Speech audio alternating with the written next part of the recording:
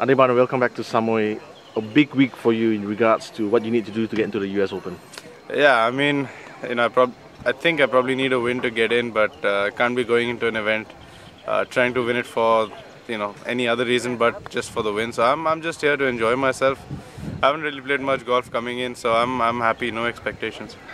But coming back to a course where you've had a lot of top 10s, something that fits your eye, obviously. Yeah, I mean, this was probably the first event that I played on the Asian Tour outside India in 2008, which was my rookie year, and first cut I made outside India back then. And since then, I've kind of really settled in on this golf course. Lots of top 10s and feel really comfortable. Love the place. So yeah, it's nice to be back.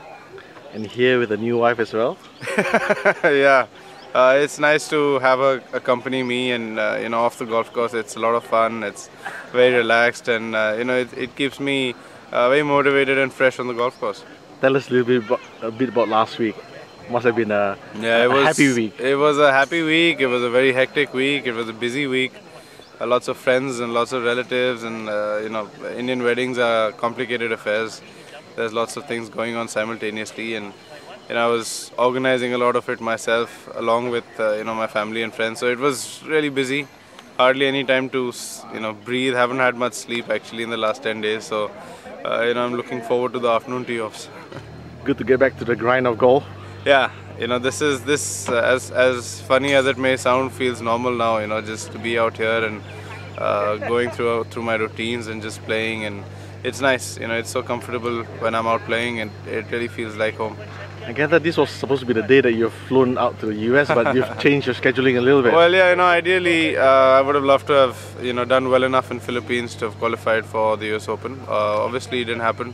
Didn't play too badly though, so I've got no complaints. And honestly, I'm happy that I'm here because I love being here in Samui. So hopefully, we can get it done this week.